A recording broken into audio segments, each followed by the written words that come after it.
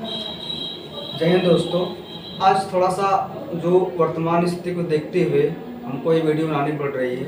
ठीक है, जो भी बच्चे आर्मी की तैयारी कर रहे हैं उनके लिए जो लाया गया था अग्निपथ योजना, ठीक है, आज हम इसी के बारे में बताएंगे। अग्निपथ योजना सही है या गलत है। ठीक है देखिए, हमें क्या होता है, कोई भी चीज़ स्टार्ट करने से पहले उसके बारे में सोचना चाहिए। ठीक है, उसके बारे में समझना चाहिए, उसकी स्थिति परिस्थिति क्या होगी, उसका बैकअप क्या होगा। ठीक है, इसका हमें विशेष ध्यान देना होगा। जैसा कि आपको हम बता दें, जो अग्निपथ योजना लाई गई है, अग्निपथ योजना के पहले एक और उसका नाम था TOD, टूर ऑफ ड्यूटी। ठीक है, टूर ऑफ ड्यूटी में लाना तो था, लेकिन जो हमारे सेना में जो भर्तियाँ होती हैं, भर्तियाँ कुछ 3 तरीके से होती हैं। ठीक है, एक तो होता है आपका परमानेंट मतलब कि आप मतलब लाइफ टाइम मतलब ये होता है, जो एक लिमिट होती है आपकी एज की, उतनी लिमिट होनी चाहिए। जैसे मान लीजिए एक जवान होता है, जवान मतलब अगर एक नॉर्मल आर्मी है तो उसकी जो एज होती है, मान चलिए उसकी एज 40 के समथिंग है, तो वो फौज में रह के जॉब करता है। और रियलिटी में देखा जाए, जो ये आर्मी की नौकरी है, जॉब कोई नहीं है। और हमेशा इसमें किसान के बच्चे जाते हैं, जो जाते हैं वो बस वतन के लिए जाते हैं, वतन प्रेमी होते हैं, तो देश के लिए कुछ भी कर गुजरने का उनके अंदर हौसला होता है।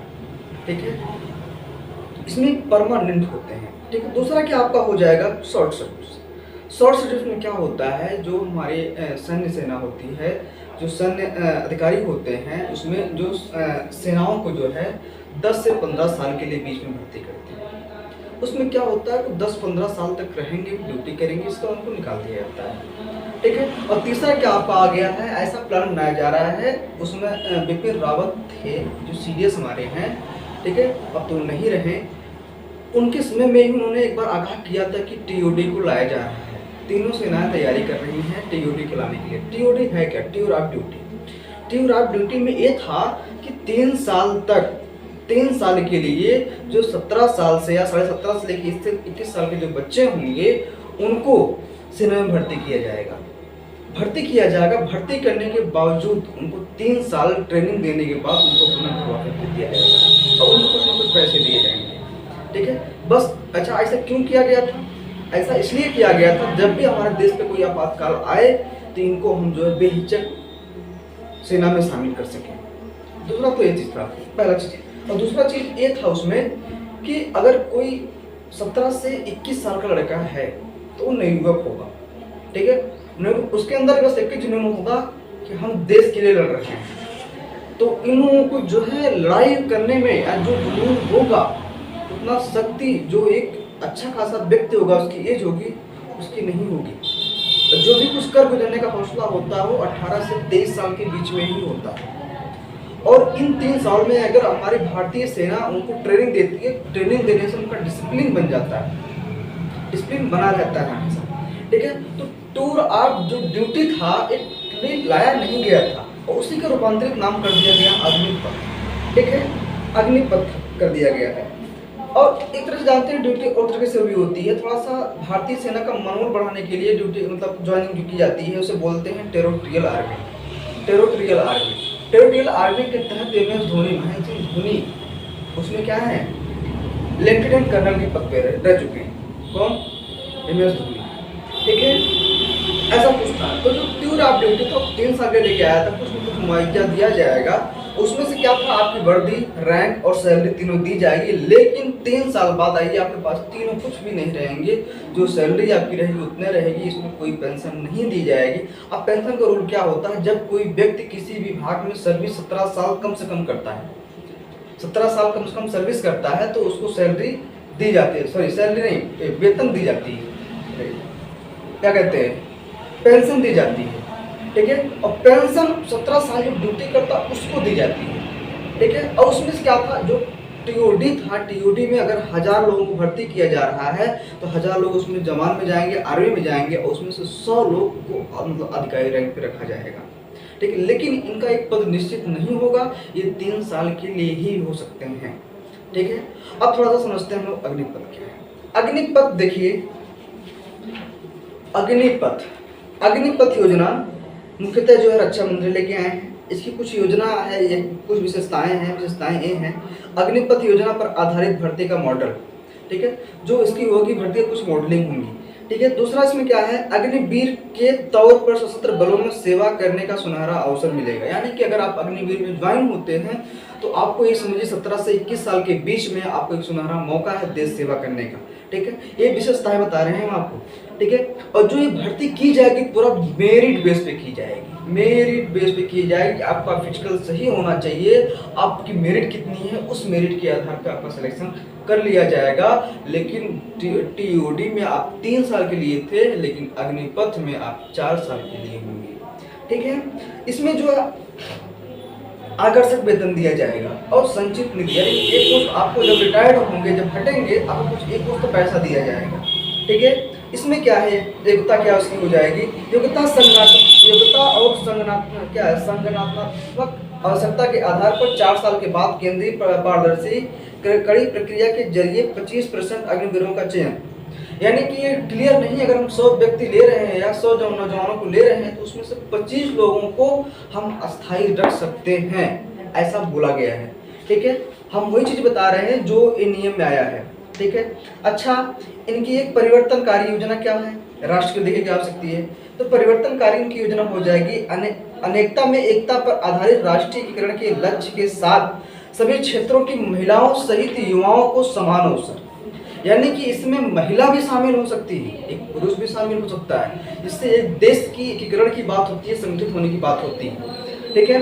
दूसरा क्या है, सिविल सोसाइटी में सैन्य लोकाचार वाले सशक्त, अनुशासित और कुशल युवाओं के माध्यम से राष्ट्र का निर्माण होगा। यानी कि ये कहा गया है कि जो 17.5 से 21 साल के जो बीच होंगे उनको जो भारतीय सेना ट्रेनिंग देगी, ट्रेनिंग देने के बाद उनके अंदर एक अनुशासन और एक सुव्यवस्था हो जाएगी, ऐसा कर दिया जाएगा। यानी जब रिटायर्ड होकर जाएंगे तो उनको सम्मान मिलता है। ये कहा जाता है अगर आप कितनी भी ब्रांड अपने शरीर पे पहने हो, अगर आपकी बगल में हो और बस इंडियन आर्मी का लोगो लगा हो या वर्दी पहना हो तो आपकी सारी ब्रांड फीकी पड़ जाती है। ये हमारी इंडियन आर्मी है, ठीक है। इसमें कहा गया सशस्त्र बल क्या है, इसमें तो इसमें ये कहा गया है स्किल इंडिया का लाभ उठाते हुए तकनीकी संस्थानों के युवाओं को अवसर मिलेगा, ठीक है। ये चीज और कहा गया है युवा ऊर्जा और अनुभव के समुचित संतुलन वाले युवा प्रतिभा का चयन होगा। यानी कि देखिए आपकी एज तो कम ही रहेगी, हमने कहा था जो 17 से 21 साल के जो बीच में एज होती है ये बहुत समझिए रिस्पॉन्सिबल एज होती है। आप इस एज में कुछ भी कर भी जा सकते हैं, ठीक है। अच्छा, इसमें है क्या, इसकी पात्रता क्या होगी, पहले आपको हम फायदा बता रहे हैं, देखिए नुकसान क्या है, अभी नुकसान भी बताएंगे। पात्रता क्या है, जो आवेदक होंगे 17 से लेकर 21 साल तक के बीच में रखा जाएगा। भर्ती की प्रक्रिया कैसे होगी, ठीक है, भर्ती प्रक्रिया में कोई बदलाव नहीं होगा, ठीक है। एक क्या है, मेरिट के आधार पर होगी, 4 साल के लिए होगी।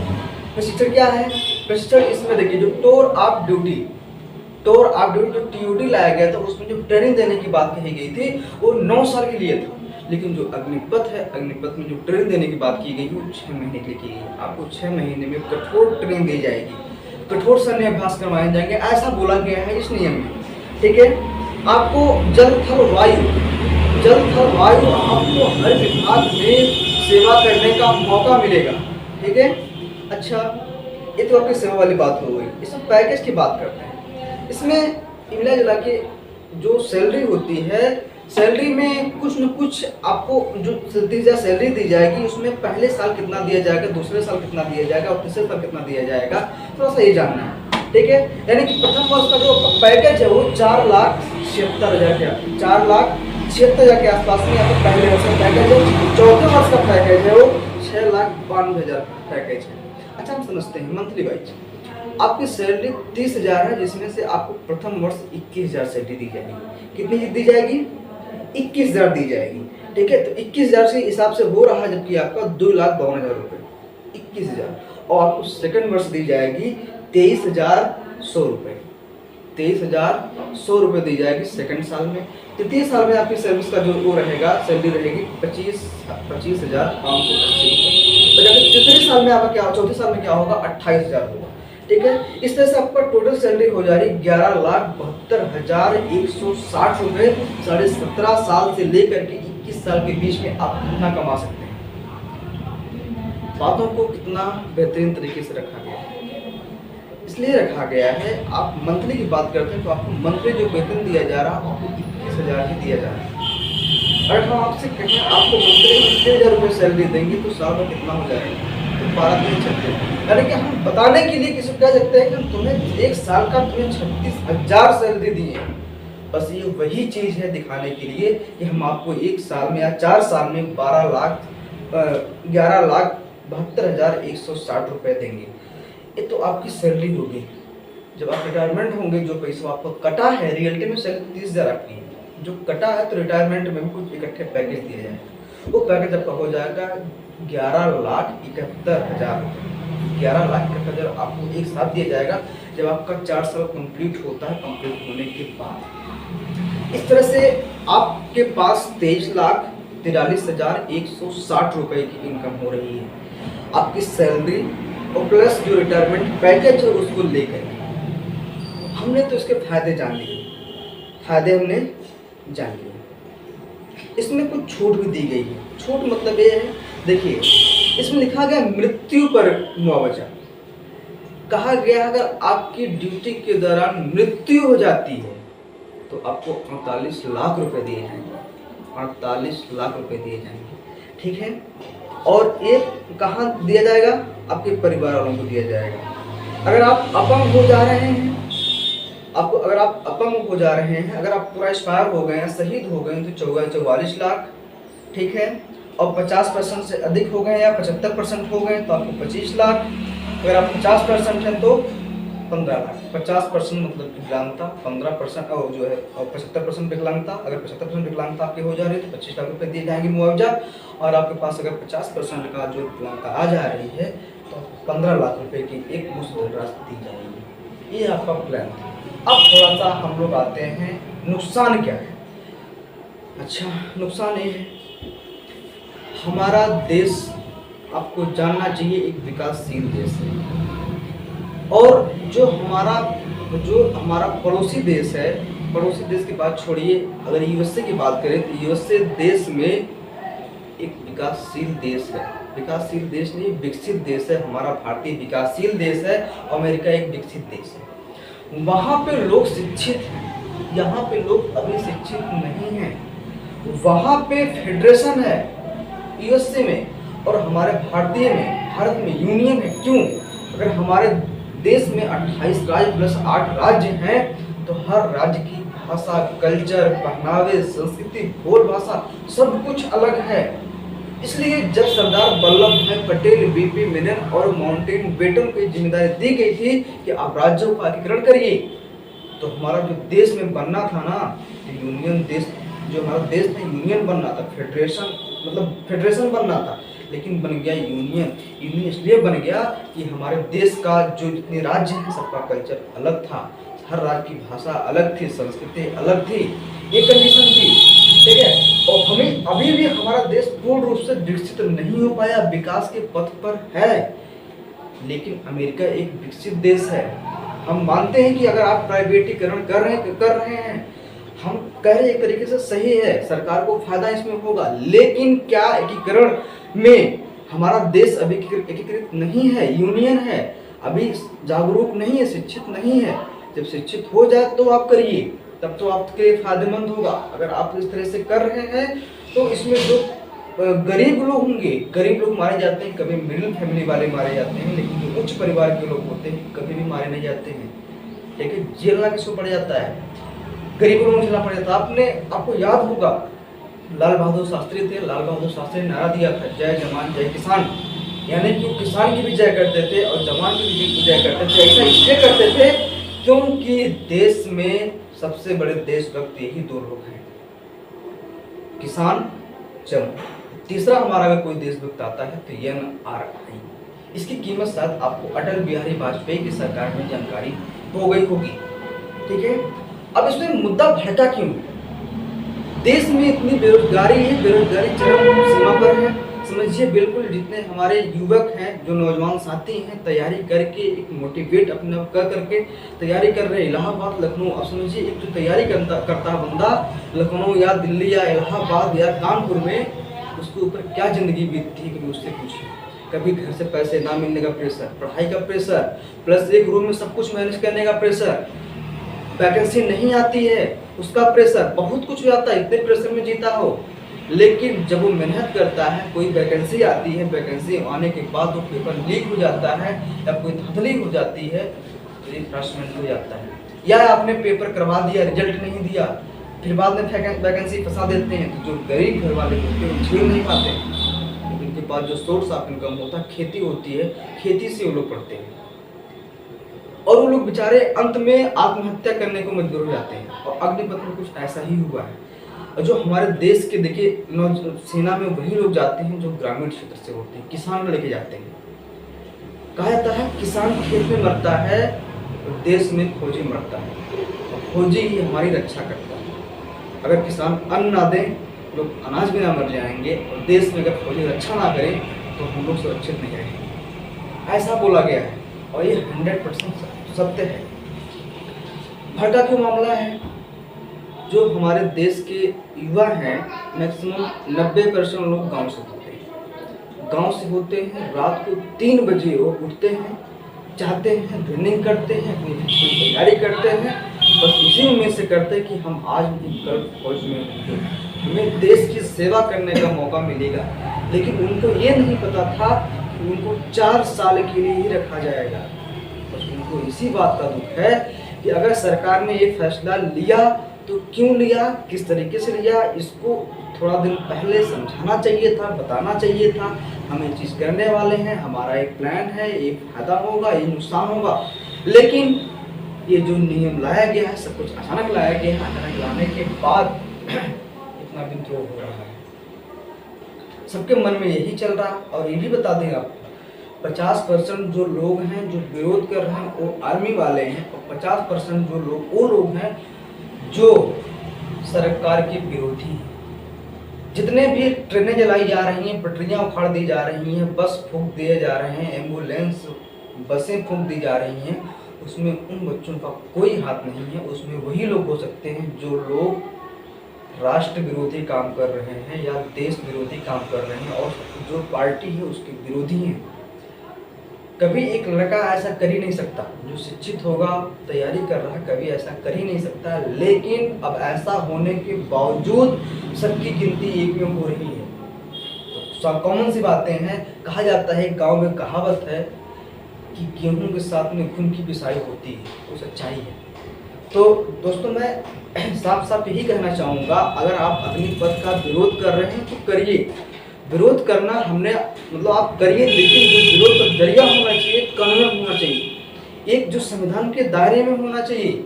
आप कोई विरोध कहीं नहीं लिखा गया पूरा संविधान के, आप विरोध कर रहे हैं तो आप ट्रेन जला दीजिए, गड्ढा खोद दीजिए रास्ते में, एम्बुलेंस जला दीजिए, पुलिस पर हमला कर दीजिए। पुलिस वाले भी तो आपके घर के ही होंगे, उनकी ड्यूटी निभा रहे हैं। आपकी भी ड्यूटी है कि देश की संपत्ति आपकी है, अपने हिसाब से मैनेज करिए। अनुच्छेद 19 में कहा गया है कि आप विरोध कर सकते हैं, काला झंडा दिखा सकते हैं। क्यों? जब सरकार आपकी बातों को ना सुने, आपके पास तो मौलिक अधिकार दिया गया है, तो किस बात पर ट्रेन चलाना, बस फूंकना, ये सब पत्रों में आ जाएगा, क्योंकि ये हम लोग की पहचान नहीं है और हमारे कल्चर के खिलाफ है। ये हमारे कल्चर के खिलाफ है।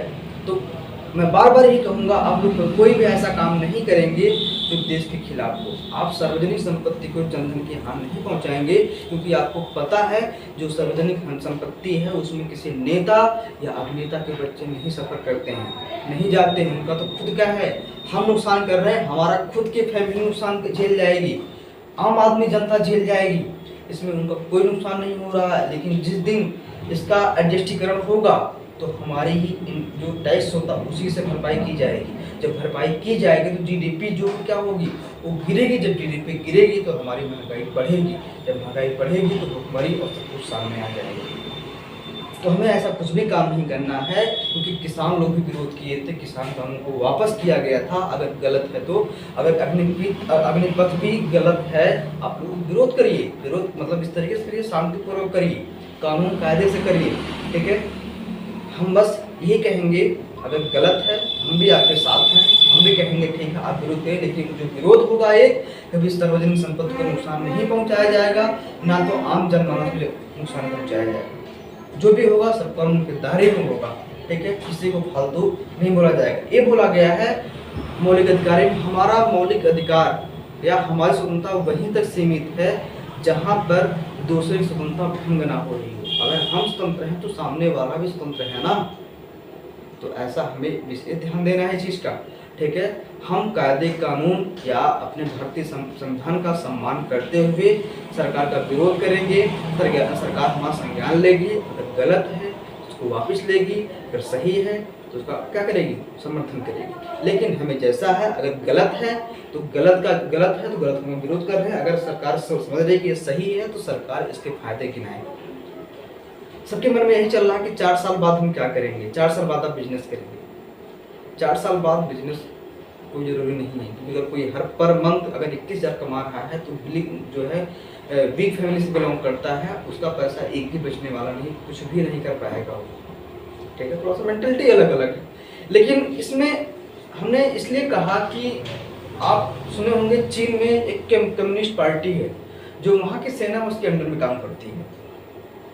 तो कभी जो हमारी भारतीय सेना है ना, पूरा विश्व में दूसरे नंबर मानी जाती है इस तरीके से।